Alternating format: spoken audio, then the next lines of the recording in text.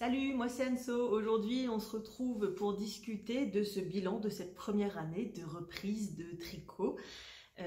Toutes les informations dont je vais te parler seront sûrement dans la barre de description s'il y a des informations particulières, puisque tu sais que je remplis ma barre de description. Sinon, les projets, je ne vais pas en présenter tant que ça. Ils seront sinon sur mon compte Ravelry, puisque ma fiche projet est à jour.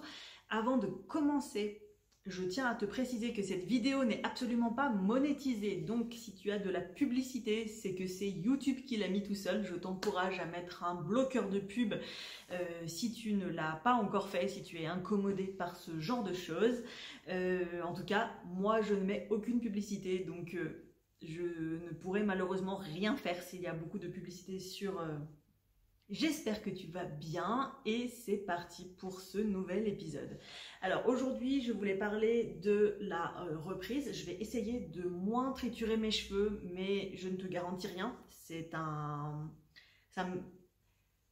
je te l'ai dit, hein, c'est quand je suis stressée, du coup, je touche mes cheveux et à chaque fois que je suis devant la caméra, je suis très stressée. Donc, je touche mes cheveux. Donc cette première année donc, de reprise de tricot, je dis reprise parce que j'avais déjà tricoté par le passé de façon très sporadique. Je savais faire des mailles avant, des mailles arrière, des mailles endroit, des mailles envers, pardon.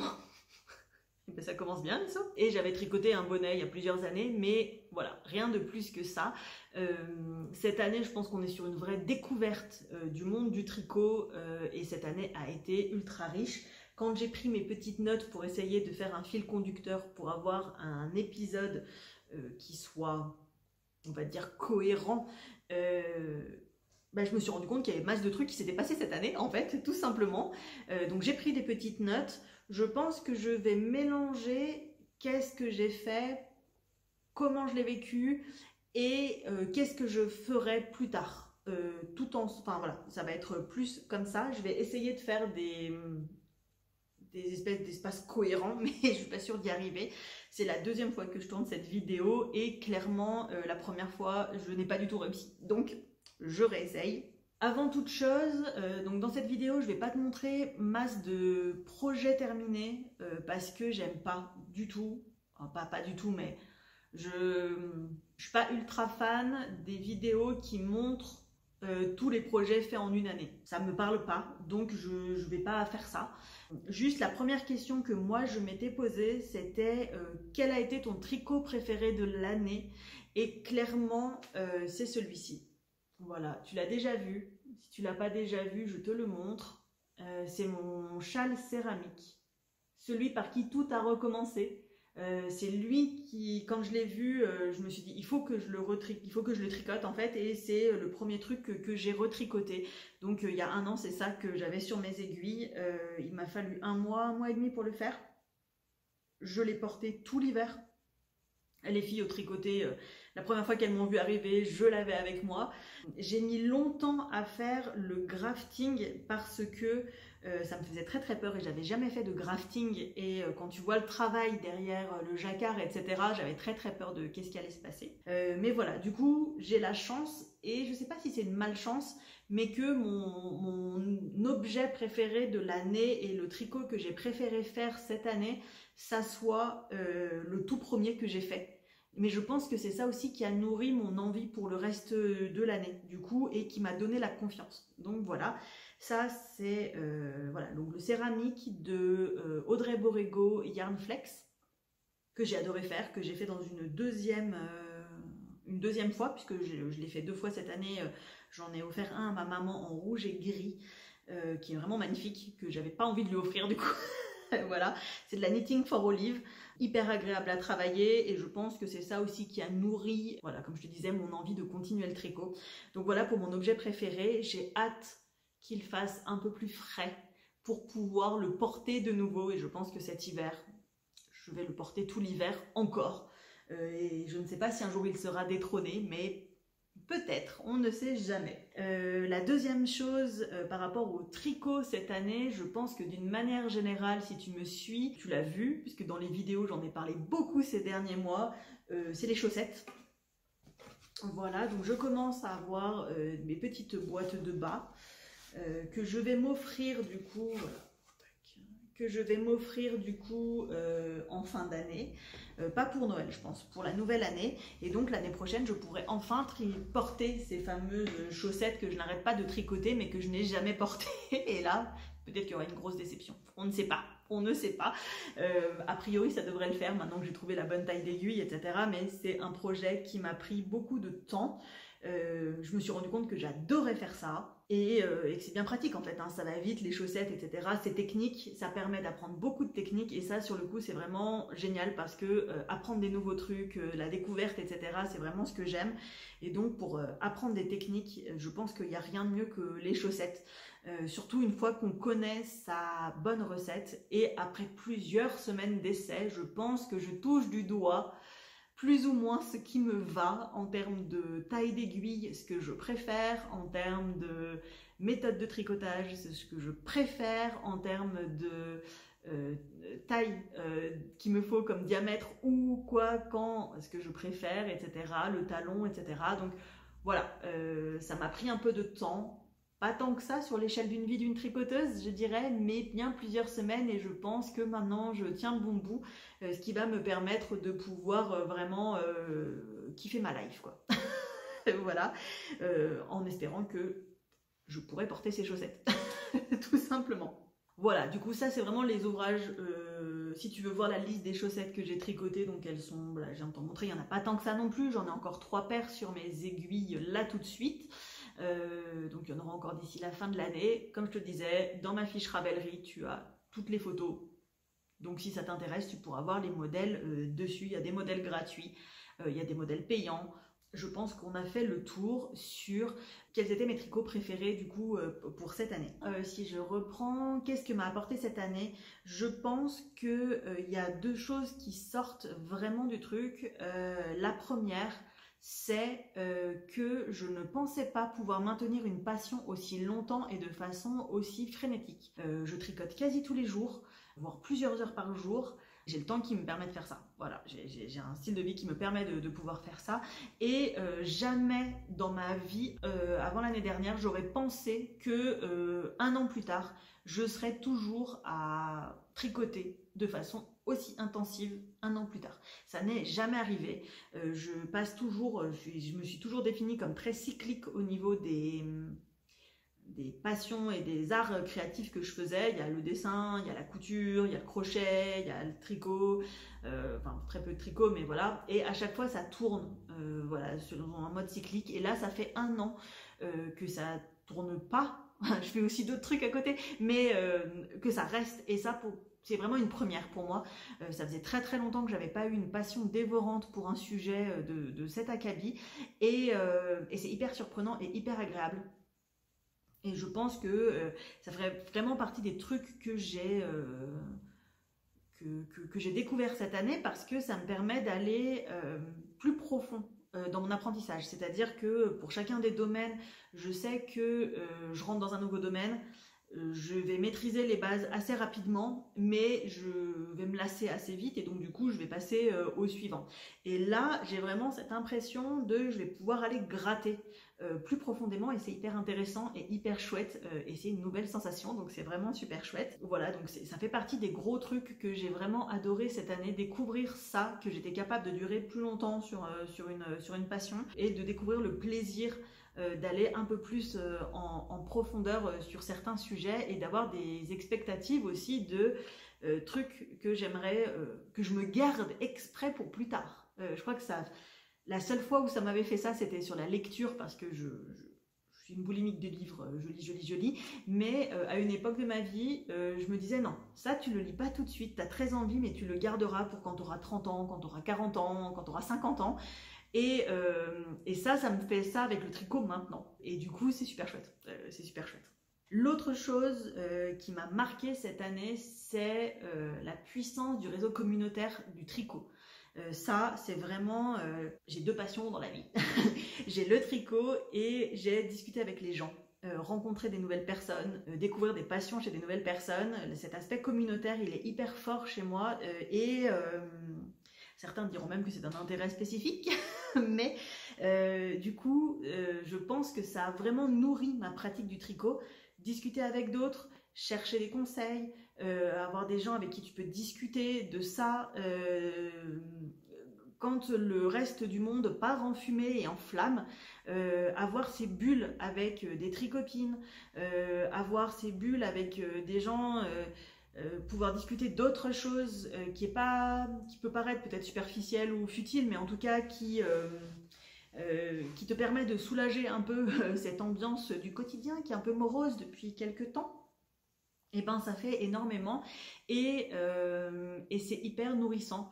D'un point de vue inspirationnel, je ne sais pas si ça existe ce mot, je ne sais pas, en tout cas de voir ce que d'autres font, etc. pour nourrir sa propre pratique et en même temps voilà, de pouvoir échanger, trouver des conseils parce qu'il n'y a pas une manière de tricoter et ça c'est vraiment aussi ce que j'ai découvert cette année. Il y a autant de manières de tricoter que de tricoteuses. On tricote toutes pour des raisons différentes, on le fait de façon complètement différente et c'est hyper chouette en termes de culture de l'autre. Je trouve ça hyper chouette. Voilà, il y en a certaines c'est pour les produits finis, il y en a certaines elles veulent copier un truc qu'elles ont vu quelque part et c'est vraiment ça qu'elles veulent. Il y en a certaines c'est plus j'ai envie de tricoter, qu'est-ce que je vais tricoter aujourd'hui, voilà. C'est vraiment hyper intéressant. Ces différentes manières d'appréhender le tricot, comment on se fournit de la laine, qu'est-ce qui est important, qu'est-ce qui n'est pas important, etc. Toutes les valeurs qui sont sous-jacentes, etc. C'est hyper intéressant et du coup j'ai adoré cette année découvrir ça et continuer de découvrir ça dans le futur. J'ai adoré avoir le courage d'oser lancer cette reprise de chaîne YouTube pour en discuter avec toi. Parce que c'est hyper nourrissant, j'adore discuter avec les gens, je te le dis, c'est une deuxième passion que j'ai depuis que je suis toute petite, parce que depuis que je suis toute petite, dans ma famille, on dit toujours que je discute avec les inconnus et que je les suis dans la rue. Ça explique peut-être ce qui s'est passé dans l'épisode précédent où je te racontais avoir suivi un mec pieds nus dans les rues d'Inverness en Écosse. Bref, en tout cas, voilà, je sais que ça a fait beaucoup. Je remercie infiniment toutes les copines du Tricoté de Metz qui m'ont accueillie, avec qui je discute, qui sont ma petite bulle une fois ou deux fois par mois et qui sont ultra précieuses et chères à mon cœur. Ça fait très gnangnan de le dire comme ça, mais en vrai, c'est hyper puissant et je sais que si je tricote aujourd'hui encore, c'est grâce à vous, parce que vous êtes là, parce qu'on en discute, parce qu'il y a ces moments privilégiés. Et je sais aussi que du coup, ça faisait longtemps que je ne m'étais pas sentie appartenir à un groupe et ça fait toujours du bien. Et donc du coup, voilà, que ce soit virtuel ou en réel, merci infiniment à toutes d'être là, que ce soit les tricopines du Tricoté de Metz. Je le sais d'autant plus que cette année, j'ai pu participer à 2 salons laineux aux alentours de chez moi. Le premier, je connaissais quasi personne et c'était horrible. Franchement, je l'ai très très mal vécu. Alors c'était chouette, hein, voilà, c'est pas la faute du salon, hein, c'est juste que j'étais pas encore suffisamment proche des filles puisque je suis arrivée dans le tricoté en janvier, quelque chose comme ça, ou très fin décembre, et il était tout début février, donc je connaissais pas suffisamment les personnes, etc. Donc en fait j'étais toute seule et j'ai fait les allées toute seule. Et ça m'a vraiment fait cette sensation de t'es au milieu d'une pièce qui est blindée de monde et tu te sens 8 fois plus seule.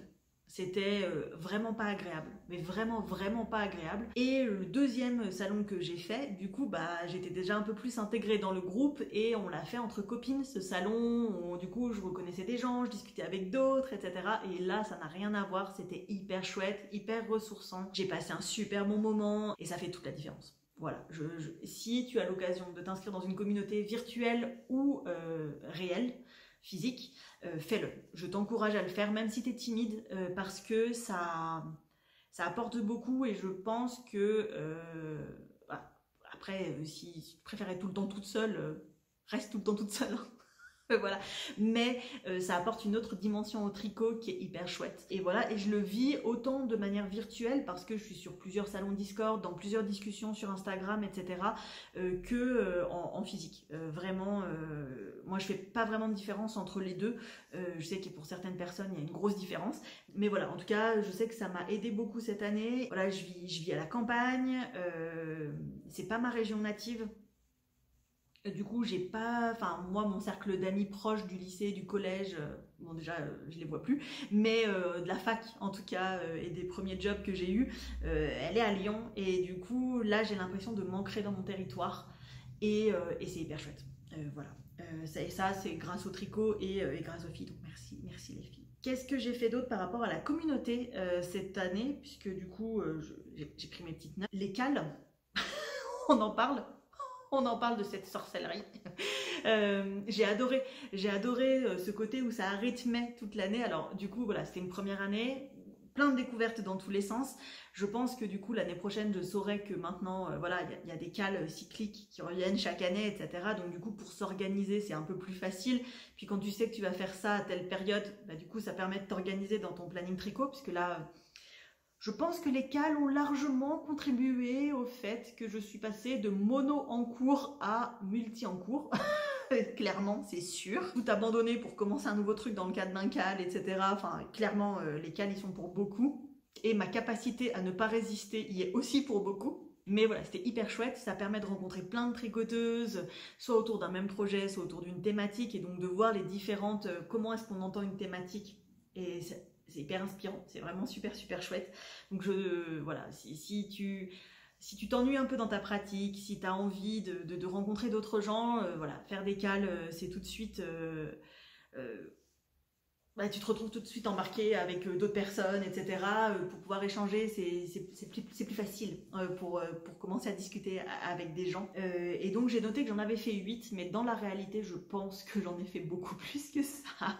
Dont le concours de chaussettes qui n'est pas catégorisé comme cal, mais en même temps, quand tu as des centaines de tricoteuses qui tricotent le même modèle en même temps pendant une période déterminée, je suis désolée, hein, mais c'est un cal. Tout simplement. J'ai découvert cet univers aussi, voilà, des concours de chaussettes avec des tricoteuses incroyables qui sont capables de te taper une paire de chaussettes en moins de 48 heures. C'est incroyable. Du coup, de relâcher beaucoup la pression par rapport à ma pratique et de me dire non, c'est pas la vie que j'ai choisie. Clairement, faire une paire de chaussettes en 48 heures, c'est pas la vie que j'ai choisie. Et c'est pas la vie que je veux. Donc, du coup, ça permet aussi d'éclairer sur sa pratique. Et c'était hyper chouette comme expérience. Je sais que je renouvellerai l'année prochaine. Je sais pas encore lequel. Je pense que je ne referai pas le super soc. Parce qu'au final j'ai été un peu déçue de la facilité des modèles, parce que tu montes rapidement en compétences en fait, et du coup d'un point de vue technique les modèles n'étaient pas non plus hyper techniques, même s'ils étaient très très jolis, et je remercie infiniment toutes les designeuses qui ont participé de nous avoir offert ces modèles. Mais je pense que le Super Sock Madness, je me rappelle même plus le nom, fera partie, et j'ai hâte de voir jusqu'où je pourrai aller. Donc c'est clair que l'année prochaine je pense que je vais faire ça. Ce qui m'emmène à mon deuxième point sur les découvertes techniques que j'ai pu faire cette année. Et en les notant, je me suis rendu compte que du coup, il y avait beaucoup de choses, notamment par rapport au travail de la couleur. Du coup, cette année, j'ai pu tester le jacquard, la mosaïque, l'intersia. J'ai fait aussi du coup du travail de la brioche. J'ai fait du travail de la dentelle. Du coup, bah, techniquement, j'ai fait des chaussettes. Donc, on apprend beaucoup de choses, les rangs raccourcis, etc. Donc, du coup... c'est ça que j'aime bien dans les chaussettes, hein, c'est que tu apprends plein de techniques. Et moi j'aime ça, apprendre les techniques, le process. Voilà, cette année elle m'a permis de découvrir que j'étais vraiment process knitter, quoi. Donc cette année elle a été hyper riche de ce côté-là. Du coup je me suis gardé certaines techniques pour un peu plus tard. Non pas que je pense pas que je serais incapable de les faire, parce que je pense que n'importe qui peut faire n'importe quelle technique en y mettant du temps, mais pour m'en garder un peu sous le pied, du coup parmi ces deux techniques que j'ai repérées et que j'ai hâte de faire, il y a le double knitting, où tu tricotes un même motif de part et d'autre en deux couleurs et elles sont en couleur inversée. Voilà, ça j'ai grand hâte de faire. Et le shadow knitting, c'est-à-dire que tu as un modèle et quand tu bouges légèrement le modèle, tu as un autre dessin qui apparaît. Ça, vraiment, ça fait partie des trucs que je vais essayer, mais que je me garde pour un peu plus tard. Peut-être que ce sera les chaussettes que Knit Spirit vient de sortir, qui sont en shadow knitting, du coup, que j'aime beaucoup, mais qui sont très Halloween. Alors, je ne sais pas. Je ne sais pas, on verra à ce moment-là. Voilà, au niveau des techniques, c'est plus ou moins ce que j'avais vu. Pour la brioche, ça te fait peur. Moi, il y a deux choses qui m'ont débloqué. C'est de commencer par de la bicolore, et ça aide énormément. Et la deuxième chose, c'est une phrase que West a dit du coup dans son MCAL par rapport à la brioche, qui est que quand tu fais en bicolore, n'oublie pas que quand tu tricotes une couleur, c'est elle que tu vas voir sur le dessus. Voilà, ça c'est une phrase qui a révolutionné ma pratique de la brioche, où j'ai compris un peu ce qui se passait. et ce qui m'a permis ensuite de comprendre encore plus ce qui se passait dans le point de brioche. Et du coup voilà, si ça peut t'aider, en tout cas moi ça m'a beaucoup aidé. Et d'ailleurs en parlant de West, ça me fait penser que du coup je teste là tout de suite ce qu'est le tricot modulaire, qui fait aussi partie des choses que j'ai grand hâte de voir et de creuser davantage sur le futur en fait, hein, tout simplement. Parce que c'est quand même hyper intéressant ces constructions, ce qu'on peut faire, etc. Voilà, j'aime beaucoup l'univers de Stephen West. Pas forcément toutes les couleurs dans tous les sens, mais en tout cas, il y a vraiment un truc et ça m'intéresse et ça m'interpelle beaucoup. Du coup, cette année, je tricote aussi mon premier West. Une expérience déjà faite au final. Je sais qu'il y en a certaines qui attendent plusieurs années avant. Moi, je me suis lancée dedans. Allez, hop. Et voilà, ça fait un truc de plus à cocher dans ma to-do de tricoteuse. Faire un jour un West dans ta vie, bon bah voilà, c'est déjà coché. Voilà, cette première année, j'ai vraiment la sensation, c'est pas qu'une sensation, hein, c'est une réalité, je suis partie dans tous les sens. J'ai exploré à fond. Il faut savoir que sortir de ma zone de confort, c'est ma zone de confort, d'une manière générale. Du coup, cette année, ça a vraiment été une ébullition dans tous les sens.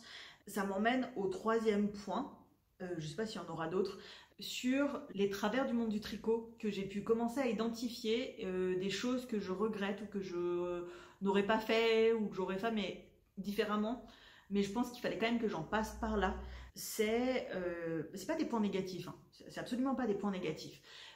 Disons que j'avais pas vu venir le truc que le monde du tricot était un monde d'art créatif comme tous les autres, tout simplement, et donc il y avait aussi ce jeu de la consommation à l'intérieur. Clairement, j'essaye d'avoir un mode de vie de pas surconsommer en permanence, c'est vraiment depuis plusieurs années, etc. Clairement, cette découverte et ce côté un peu frénétique cette première année, déjà m'a fait m'asseoir sur ce principe de valeur de manière magistrale. Clairement, j'ai surconsommé de la laine cette année, et peut-être que ça va continuer, hein, mais en tout cas, je vais essayer de faire ça de façon beaucoup plus régulée. Ce qui fait que je me retrouve en une année avec un stash que certaines qualifieraient de genre monumental. Chaque laine de mon stash est quand même alliée à un projet. Voilà, mais qui est quand même assez... j'ai de quoi tricoter pendant plusieurs années. Je l'ai vécu au niveau de la laine, je l'ai vécu au niveau des designs aussi, où je suis tombée dans le truc de genre... ce designer fait des soldes, donc j'achète les modèles qui me plaisent le plus. Ce qui fait que du coup, ma bibliothèque Ravelry est assez fournie. Et donc, j'ai de quoi tricoter durant les 4 ou 5 prochaines années. Là, maintenant, avec un an de recul, je sais que... voilà. En fait, peut-être j'achète un modèle s'il y a des soldes. C'est largement suffisant parce qu'en fait, il refera des soldes. Ou elle refera des soldes. En fait, il y a des soldes hyper régulièrement chez les différents designers. Moins chez certains que d'autres. Et peut-être que c'est pas grave si j'achète pas en solde. Voilà, il y avait ce truc un peu que je tombe dedans, hein, voilà, je suis comme tout le monde, ou voilà, comme certaines personnes, et je pense que voilà, s'il y a quelque chose que je regrette un peu cette année, c'est ça. Mais peut-être qu'il fallait que j'en passe par là, que c'était le temps, parce que j'avais un peu plus de moyens, etc. Donc c'était ok. Mais je ferai ça sûrement différemment parce que c'est vrai que donc la surconsommation, je pensais pas qu'on aurait autant de sollicitations en permanence. Je connaissais pas le monde des teinturières, hein, vraiment, etc. Et je jette pas la pierre sur les teinturières, hein, c'est un monde au global et chacune elle fait son truc dans son coin au final, hein, mais on n'en suit pas qu'une, on en suit plein des teinturières, on en suit plein des marques, on en suit plein des designers, en tout cas moi j'en suis plein. Parce que ça permet de nourrir cette culture du tricot, etc., dont je parle, et que j'ai besoin d'être nourrie pour savoir qu'est-ce que je veux, qu'est-ce que j'aime pas, qu'est-ce que je veux faire, etc. Cette partie création, elle doit être nourrie. Donc tu suis des gens du milieu, donc tu suis des gens qui tricotent plein de trucs, et donc en fait, en permanence, on baigne dans ce truc. Il y a toujours un truc nouveau, il y a toujours un nouveau design, il y a toujours une nouvelle couleur, il y a des saisons des couleurs, il y a... Et ça ressemble pas à ma manière de fonctionner habituelle. Et c'est vrai que je me suis complètement emballée là-dessus cette année. Et donc ça fait partie des trucs que je sais que je vais avoir un point de vigilance pour le futur. Parce que je me rends bien compte que je suis tombée dedans. Mais alors totalement, acheter des laines parce que je la trouve jolie, etc. Sans forcément réfléchir à qu'est-ce que je vais en faire. Ce qui fait qu'aujourd'hui je me retrouve avec des laines, je sais pas qu'est-ce que je vais en faire. techniquement, c'est des laines qui peuvent servir pour des chaussettes, etc. Et je sais qu'elles trouveront leur preneur. J'ai un exemple là tout de suite sur mes chaussettes de Stone Knits, sur des pelotes que j'avais achetées comme ça sur un coup de cœur. Et elles se combinent hyper bien et elles me font un projet que j'adore. Donc je sais qu'avec le temps, voilà, ça va ça va décanter un peu tout ça. Mais c'est vrai que... Non, je peux même pas dire que j'ai pas été prévenue parce que Cécile, tu m'as prévenue. Donc du coup, tu m'as dit, mais Sophie, les soldes, il y en a tout le temps et tout, tu as tiré la sonnette d'alarme. J'aurais dû t'écouter. Je t'ai pas écouté. Désolée. Je sais que tu regardes cette vidéo, mais tu m'avais prévenu. Je peux même pas dire que j'étais pas prévenue, mais je pense que voilà, ça fait partie de l'emballement de j'ai envie de découvrir plein de trucs, c'est frénétique, c'est la nouveauté, etc. Et je pense que je ferais différemment. Je pense que ça aurait pu être bien pire, mais voilà, ça a été déjà ce qui fait que je suis pas très fière de cette partie-là de mon année par rapport à mes valeurs, etc. où je me suis assise dessus sur plein de trucs. Je pense à la question des box, des calendriers, voilà, donc les soldes, bah, je viens de te dire. Hein. Les calendriers de l'Avent, ça a été pendant longtemps une grosse question. Est-ce que j'en prends un? Est-ce que j'en prends pas? J'ai beaucoup médité là-dessus, notamment parce que c'est un budget de ouf. Je dis pas... une fois de plus, je ne parle pas du prix, s'il est justifié ou pas. La question ne se pose pas là, mais c'est quand même un investissement. Et j'ai vu, du coup, avec le recul, comme je suis arrivée sur la fin d'année, du coup, beaucoup de personnes avaient pris des calendriers de l'année d'avant. Et j'ai commencé à rentrer dans ce jeu-là de regarder qu'est-ce qui se passe au moment où les gens découvraient leur calendrier et 2-3 mois plus tard. Du coup, j'ai eu ce phénomène de attention, alerte, attention, est-ce que c'est vraiment ce que tu veux? Est-ce que c'est vraiment... donc ça m'a pas mal posé de questions, qu'est-ce que je recherche autour de l'avant, etc. Et j'ai vu les travers du truc aussi, dans le sens où tout le monde se jette sur des calendriers de certaines teinturières, ou voilà, parce que travaillent de très bonne qualité. Mais au final, j'ai vu aussi beaucoup de gens qui avaient tous ces calendriers, mais en fait tricotaient au long cours des trucs de calendrier il y a 3, 4, 5 ans en arrière, quoi. Et du coup, tu te dis, parce que vraiment, est-ce que c'est un truc qui s'utilise facilement? Voilà, par rapport au budget que c'est, si c'est pour pas utiliser la laine finalement, c'est un peu dommage quand même. Donc voilà, j'ai eu pas mal de réflexions par rapport à ça. Spoiler alerte, j'ai craqué, j'en ai acheté un finalement chez une petite teinturière pour la soutenir parce que je trouve que voilà, Virginie, ton travail il mérite d'être soutenu, tu fais du travail excellent et du coup voilà, faut aussi encourager, hein. C'est vraiment ça qui m'a plus motivée à acheter ce calendrier qu'autre chose, sur un rythme qui n'est pas un jour par voilà, mais un tous les 2 jours. J'aime ce côté calendrier de l'Avent parce que voilà, ça fait l'effet de surprise, les petits cadeaux, etc. J'ai longtemps réfléchi à ce concept de calendrier de l'Avent parce que il y avait ce truc de je vais me le construire moi-même, mais si je le construis moi-même, j'aurai plus les surprises.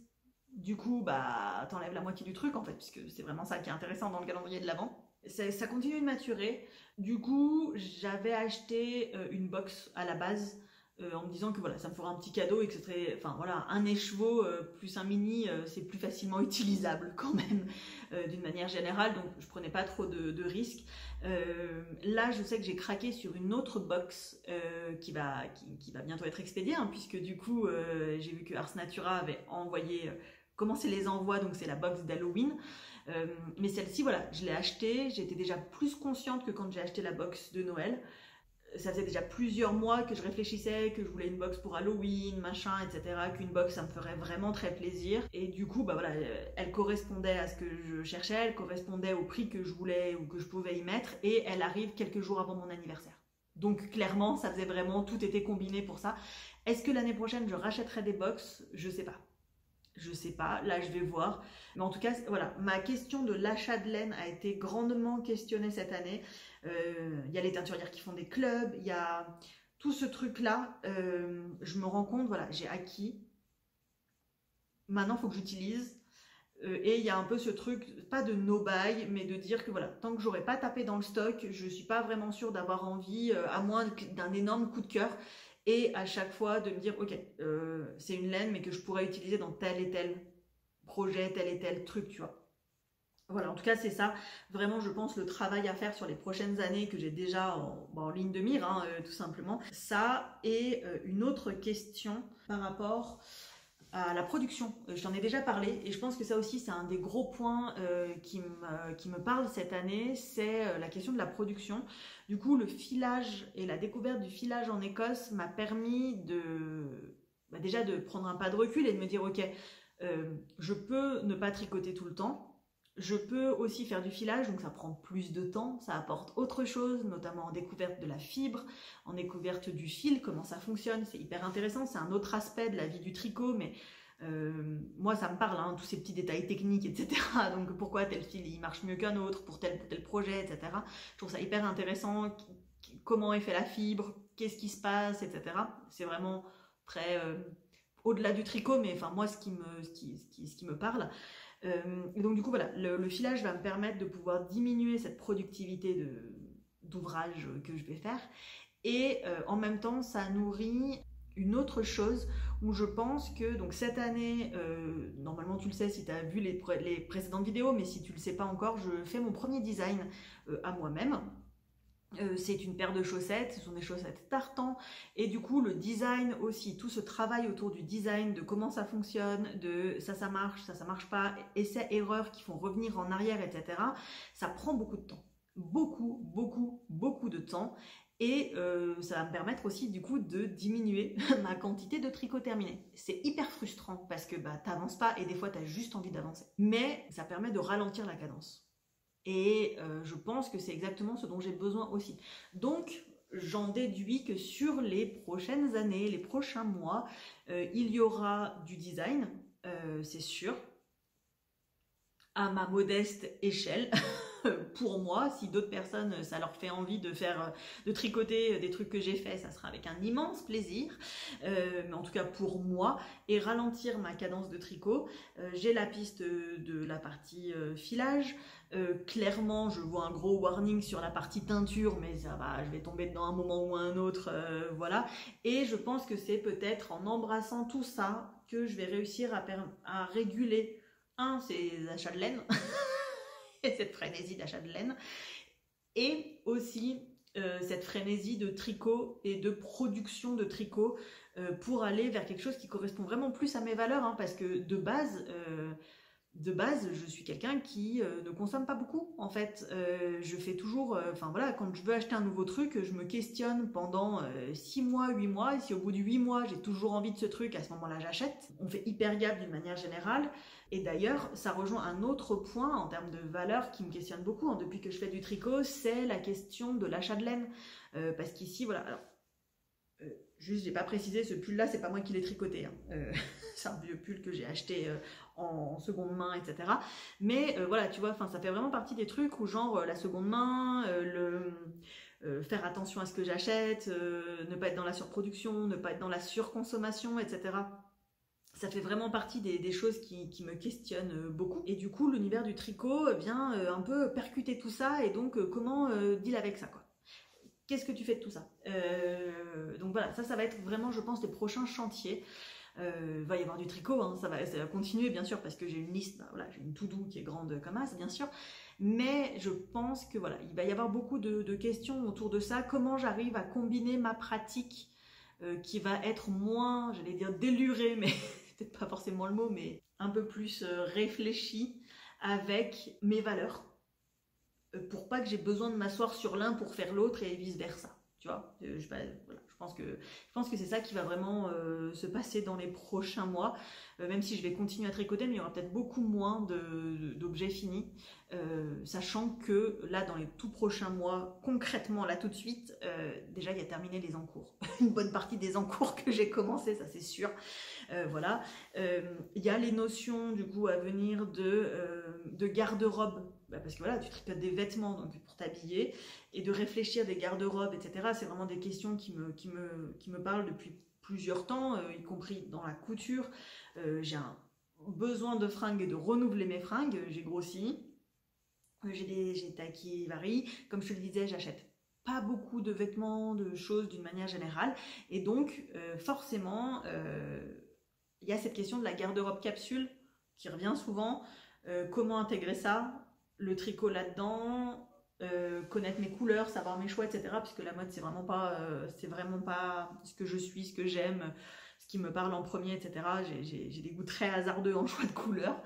Mais voilà, en tout cas, c'est vers ça que vont aller sûrement les prochaines années. J'ai été ravie de cette première année de découverte intense de tout, qui me permet maintenant de pouvoir peut-être commencer à faire des tris et à choisir. Mais peut-être que ça se trouve, ça va partir en cacahuète dès demain et que, genre, je vais avoir 15 projets sur mes aiguilles. Hein. On est bien d'accord, hein, je dis ça, mais en fait, voilà. Peut-être qu'il va se passer quelque chose de radicalement différent. Peut-être que l'année prochaine, je ferai un bilan d'une deuxième année en disant « Ah, bah j'aurais dû m'écouter à la fin de la première année ». Je ne sais pas où je vais. En tout cas, voilà, le bilan de cette première année, la découverte d'une passion, la découverte de personnes incroyables que je remercie infiniment d'être dans ma vie et de m'avoir laissé rentrer dans la leur en fait, et pas mal de perspectives à tous les niveaux parce qu'en fait le tricot, je me rends compte que ça a questionné beaucoup de choses, beaucoup plus de l'ordre du philosophique. Quel est le travail, les activités, quelle part donner à quelle chose. Ça a questionné aussi mon rapport à mon travail au final. Est-ce que j'ai de la joie dans mon travail? Est-ce que j'ai pas de joie dans mon travail? Est-ce que ça fait sens? Est-ce que ça fait pas sens? Et je pense que ça a vachement titillé de ce côté-là aussi, mine de rien, et ça a remué des trucs qu'on n'aurait pas cru, que moi j'aurais pas cru.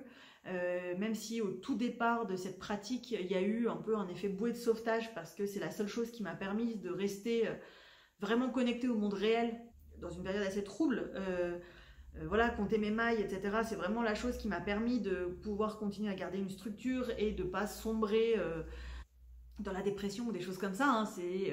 Voilà, et du coup de voir comment ça a évolué tout ça, je trouve ça hyper intéressant. Voilà, je vais pas continuer plus longtemps parce que ça fait une longue vidéo juste pour du blabla. Je te remercie infiniment si tu as regardé jusqu'ici. Si toi aussi tu as des trucs que tu regrettes d'avoir fait pendant ta première année de tricot ou des trucs qui sont dans ta bucket list de tricot, voilà, ça m'intéresse parce que du coup je cherche à me faire une bucket list de tricot, même s'il y a pas mal de trucs que j'ai déjà coché, mais je pense qu'il y en a encore 1 millier que j'ai encore à cocher. Donc si tu as une bucket list du tricot, partage-la moi, ça sera avec un grand plaisir. Je te remercie d'avoir suivi, je te retrouve très très vite dans une prochaine vidéo. Salut!